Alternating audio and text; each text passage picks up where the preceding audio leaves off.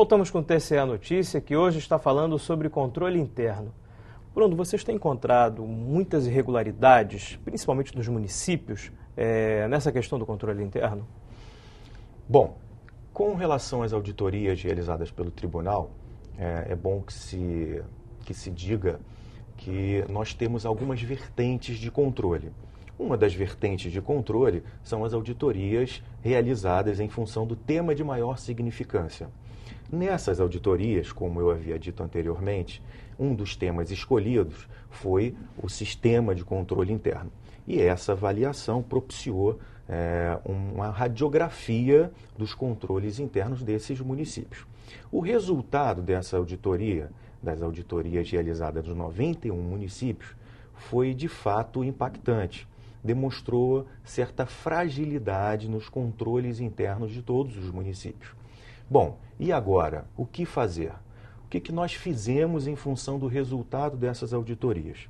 Num primeiro momento, nós não iniciamos o processo de responsabilização e através da proposição de um plano de ação, onde o gestor toma conhecimento das irregularidades identificadas durante a auditoria e vai elaborar um plano de ação informando o que ele vai fazer, como ele vai fazer, quando ele vai fazer e quem vai ser responsável pela execução desse plano e vai mandar isso para o tribunal.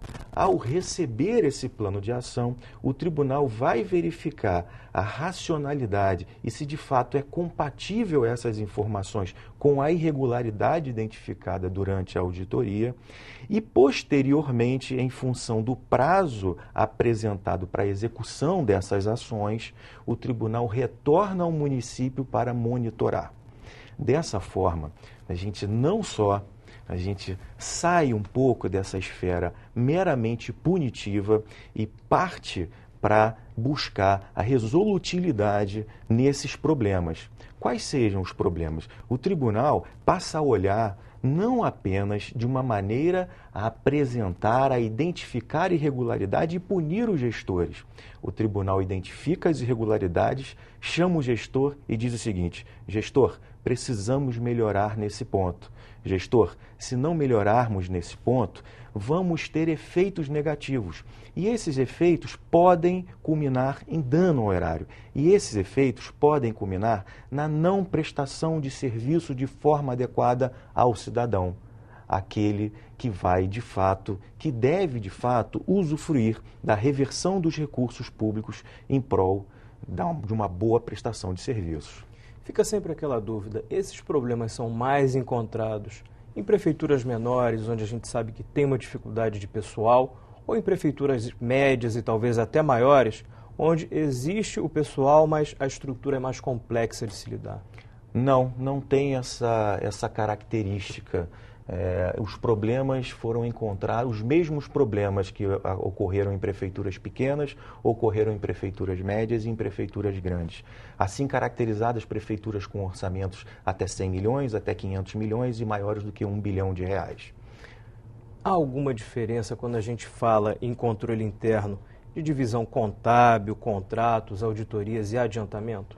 A diferença, às vezes, é no momento em que tem a atuação do controle interno. Especificamente falando do tribunal, com relação à área de contratos e as contratações, e aí falando das minutas de editais de licitação, dos processos de dispensa, dos processos de inexigibilidade, esses processos eles tramitam pela auditoria interna antes de iniciada efetivamente a licitação. Então, nesse momento, e processo a processo, nós examinamos cada um desses processos. Na parte de contabilidade, aí já existe um trabalho da certificação das contas, existe um trabalho que a gente faz também de acompanhamento da implantação das novas normas contábeis aos padrões internacionais. Com relação ao adiantamento, da mesma forma, também são processos que são submetidos ao setor. Então, varia um pouco o momento em que o setor é instado a se pronunciar. E a auditoria aí já tem uma abrangência maior, tem uma flexibilidade maior. A gente pode se referir a um contrato, pode se referir a um processo, pode atuar no início da contratação, a gente pode atuar no final, abrangendo inclusive a fase de pagamento. Então, a diferença se dá conforme a situação realmente. E existe até um certificado, né, de auditoria que vocês emitem, no caso de estar tudo ok, né? Esse certificado de auditoria é o que o Bruno falou. É um documento que é obrigatório, que ele deve compor a prestação de contas e que é como se fosse um retrato sintético, um resumo sintético de todo aquele trabalho que foi feito no decorrer do exercício. Ele faz parte da prestação de contas, compõe aqueles resultados contábeis e nesse certificado, internamente, a gente procura fazê-lo acompanhar de um relatório que tenha a apresentação dos principais resultados que foram obtidos no ano, tanto na parte orçamentária quanto na parte financeira e também patrimonial. Bruno, muitas vezes quando a gente vê o TCE fiscalizando algum órgão e aplicando alguma multa ou cobrando alguma coisa, isso instantaneamente ligado a uma fraude. Mas a gente vê que com o controle interno atuante, nem sempre isso é uma fraude. Às vezes é um desconhecimento ou, enfim, uma execução errada desse plano de controle, né? Explica para a gente como é que isso ocorre na prática. Perfeitamente, muito bem abordado. Diversas irregularidades ocorrem não por fraude, mas por ineficiência, por falta de conhecimento e por falta de estruturação dos setores que executam as ações no âmbito do poder público municipal. E isso está diretamente associado de um sistema de controle interno frágil, de controles internos desses setores pouco ou nada confiáveis. Então, para isso, buscando esse fortalecimento, buscando o fortalecimento dos controles internos, é que nós realizamos esse trabalho. Então, um dos objetivos desse trabalho é proporcionar o fortalecimento não só do sistema, bem como fazer com que esses setores se entendam como fazendo parte do sistema de controle interno. Só assim nós vamos poder, fortalecendo esse ambiente de controle, minimizar a ocorrência de erros, não apenas de fraude, mas de erros que inviabilizem o atingimento das metas previstas nos instrumentos de controle e de planejamento da administração pública municipal. A gente já abordou aqui anteriormente alguns temas sobre planejamento e os técnicos que vieram aqui apontaram problemas do planejamento, execução de obras, enfim, de projetos. Você acha que isso, nesse passo posterior do controle interno, isso também tem uma ineficácia aqui no Brasil? Sem dúvida, sem dúvida. Eu vou apresentar de uma maneira mais minuciosa para que as pessoas possam entender de que maneira nós fizemos essa abordagem ou essa avaliação. Em função de trabalhos anteriores, nós identificamos as principais irregularidades nas auditorias já realizadas. E isso nos apontou, isso nos demonstrou que haviam irregularidades na liquidação da despesa, na fiscalização contratual, na gestão de bens de consumo e na gestão de bens permanentes. Todos esses aspectos são aspectos de um sistema integrado, ou seja, de um sistema de controle interno. Bom, então, nessas auditorias, quais foram os componentes da auditoria? Nós avaliamos o órgão central de controle interno, porque este tem a função de coordenar o sistema. Nós avaliamos a liquidação da despesa, porque todas as ações, a execução de programas ensejam em despesas. Nós verificamos como é estruturado e como ocorrem as fiscalizações contratuais, bem como a gestão de bens permanentes e a gestão de bens de consumo. Essa avaliação, é claro que não esgota o assunto sistema de controle interno. Por quê? Porque ele permeia todas as ações da administração pública, ele permeia as ações da contabilidade, ele permeia as ações da tesouraria, ele permeia as ações da Secretaria de Obras, ele permeia todos os atos da administração. Mas nesse primeiro momento, nesse primeiro passo, nós elegemos esses componentes de avaliação. E, para você ter uma ideia, nós avaliávamos, por exemplo, se o órgão central de controle interno realizava auditorias. E em mais de 95% dos casos, os órgãos centrais de controle interno não realizavam auditorias internas. Os órgãos centrais de controle interno não observavam o princípio da segregação de funções. Eles funcionavam como meros setores de trâmite processual. Então, eles deixavam de desempenhar as funções ou a função de coordenação do sistema. E, em função disso, você não tinha um sistema de controle interno estruturado.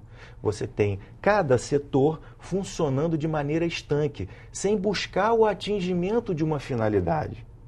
Ou seja, sem esse ambiente fortalecido de controle, sem a busca pela estruturação de um sistema de controle interno, nós não vamos ter um município atingindo as finalidades ou atingindo as metas previstas no que hoje nós temos como principal instrumento de planejamento, de atingimento de metas, que é o plano plurianual, um plano de médio prazo, um plano para 4 anos, onde vão estar consignados ali os investimentos.